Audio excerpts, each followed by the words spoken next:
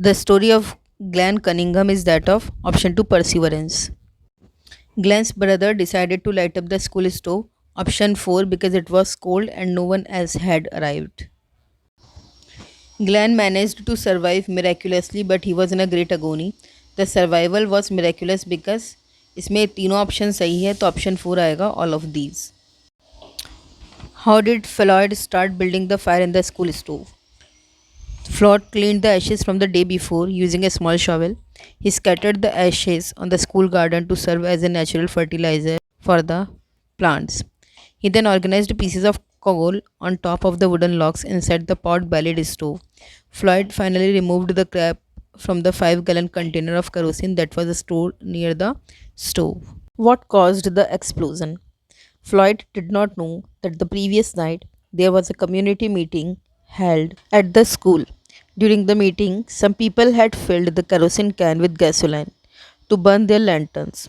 When Floyd poured the can of liquid over the stove, the gasoline immediately caused an explosion. What was the impact of explosion? The explosion threw Glenn painfully against the wall. The schoolhouse was filled with flames immediately. Both the brothers were burnt from the fire. What was the doctor's opinion on examining Glenn's burns? What was Glenn's attitude towards the circumstances? Answer. The doctor believed that Glenn's leg had a high risk of catching an infection. He also indicated the possibility of cutting off Glenn's legs. He believed that Glenn may not be able to walk again. Glenn kept holding on to his faith and kept hope. He was determined to walk again. Question E. What was the first sign of hope to the young Glenn? Answer. Glenn learned to find joy in the smaller things in life. He had his family with him to support him.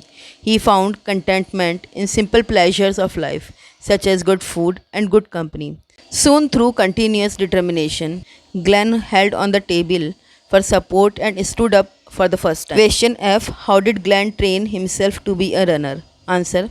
After gaining strength in his muscles by tensing his toes, feet, and legs, Glenn learned how to walk. He practiced walking continuously. He helped his father with a small chorus, and his mother massaged his legs to relieve his pain. Soon, he started running around town following the doctor's advice. Glenn took part in the Olympics twice, however, the two outcomes different from each other. Answer. The first time Glenn took part in the Olympics was in 1932. One day before his race, Glenn woke up with a tonsil infection. He still ran the Olympics race, but he couldn't win due to his bad health. In 1936, Glenn participated in the Olympics again. This time, he won a silver medal. Question H. Why is Glenn remembered even today? Glenn Cunningham is still known today for his perseverance and determination.